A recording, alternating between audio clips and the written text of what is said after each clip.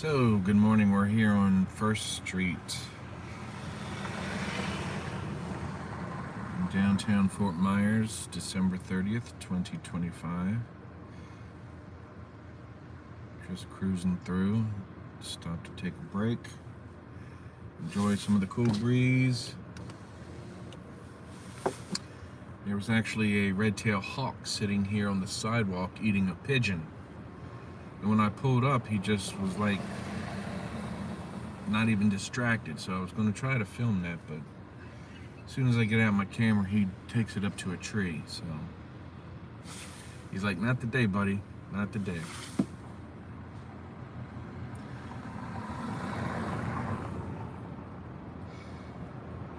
Yeah, if you remember my live stream a few weeks ago, which you probably don't because I'm probably talking to nobody.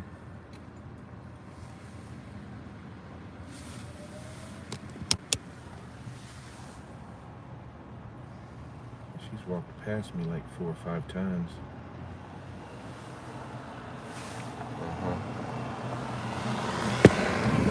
There's been a couple people, as I sit here. In downtown Fort Myers, you'll see some stuff. I mean, you got a lot of tourists, you got a lot of homeless, you got a lot of locals, you got a federal courthouse about 600 feet down the road. And for all of you watching from Europe, I have no idea what that is in the metric system. So I'm sitting in front of what used to be a federal post office, and now they've turned it into some kind of art place, which, you know, whatever. At least they still kept the building. You know, that type of architecture and work, you just don't really see it any longer. You know?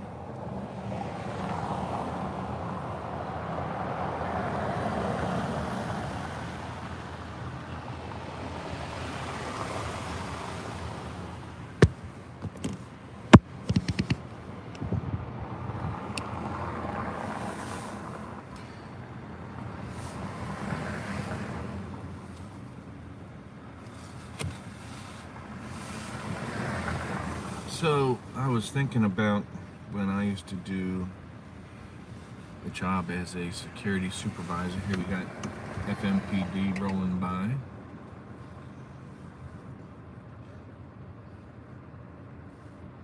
And up there on the post, we got cameras all over the place around here. Gunshot detectors, this, that, and the other. Yeah, it's a wild area. So back when I used to be a security supervisor for a stint, which I'll never supervise any human beings again. Here we go, we got walking up here. Little Red Riding Hood.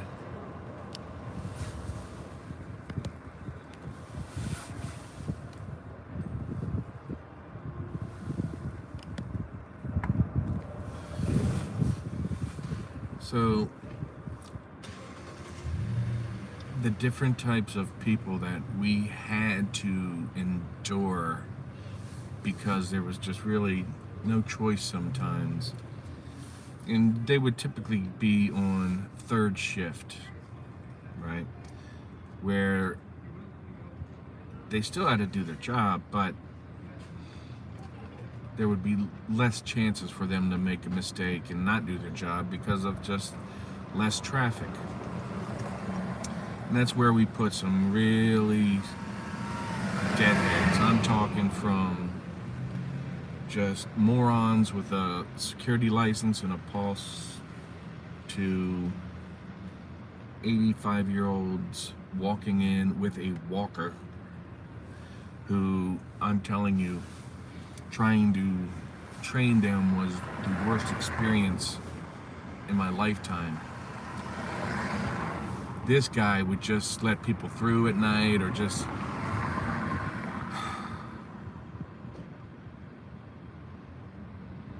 admit them to other people's homes and be like, have a good night. And the next day I'd have to make phone calls and explain why someone's mother who's in a nursing home and 600 miles away entered the community at 2 in the morning. Which obviously didn't happen, but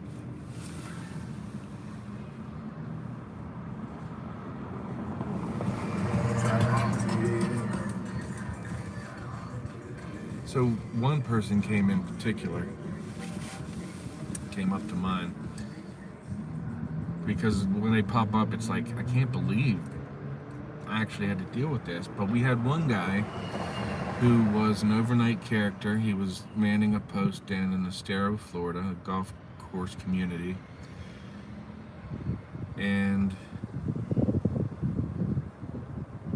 he was also a so-called UFC fighter, mixed martial artist, had the nickname Tiger. And he was, he was in good shape. He was probably he was what you'd call a lightweight, but nonetheless, he didn't like to do his job, right? It was a very simple job. If someone comes to their gatehouse and they want to go to Johnny Jones, well, you look up Johnny Jones and you get the driver's license. You make sure this person, Philip Finkelstein, is on the guest list, and then you admit them through. That's it. And if they're not on the list, you don't allow them in unless you can contact the resident. It's pretty simple. But even then, they didn't even want to do that. This guy, Tiger, who wanted to be a UFC fighter, he would come in and just pop the gate. And then when we had to kind of get on him about, you need to actually do your job. Well, like I said, he was a UFC fighter, so if he had to cut weight, he would turn the heat on in their gatehouse up to like as high as it would go. And the next person that would come in to relieve him, it would be like a stinky sweat box sauna.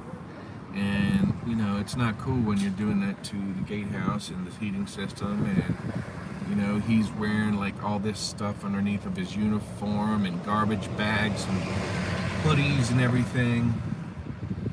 And then on top of that, he brings a folding lawn chair to work. Not a regular chair, but the kind you lay down on, a reclining lawn chair.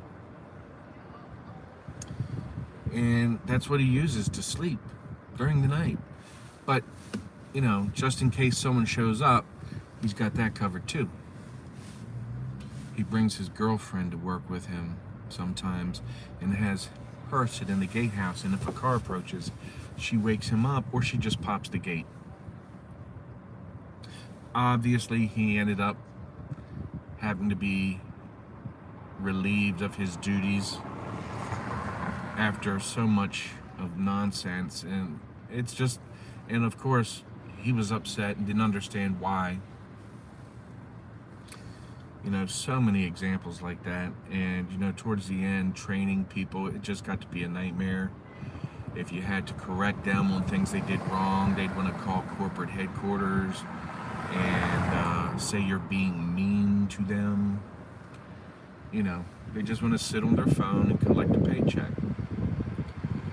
It's ridiculous, absolutely ridiculous. And it's one of the other things, once we get AI and robots and stuff like that can do these jobs, I don't see why not, because people are paying to have things done the right way, not half-assed like we've been seeing in the security industry in the last 10 to 20 years. It's ridiculous. And it's only gotten worse. And the thing is, these people are making way more now than they ever have. $20 an hour at the most. At the least in some spots.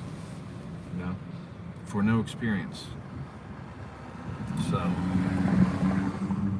yeah, I just thought I'd relay that story about the Tiger UFC fighter who liked to sleep in the gatehouse with the heat blasting and his girlfriend watching the gate for him. what a knucklehead that was. That post was nuts. And, you know, one of the other girls that would relieve him, she would sneak off in a car while the rover would watch the gatehouse, and she'd be banging her boyfriend. It was an absolute chaotic joke. And that's just the tip of the icebergs. If I opened up some stories about, you know, when I was, you know, first in that industry, it's just disgusting, some of the things I had to deal with, especially privileged homeowners, you know, rich privileged homeowners who they go into a community with rules and then they don't want to follow them, and they expect them to be broken for them, you know, but they want everyone else to follow them. That's that bull poop, you know. So, to do that type of thing again, to manage people, train people, you're talking, I would need mid 6 figures to high 6 figures, easy. So, it's just nonsense.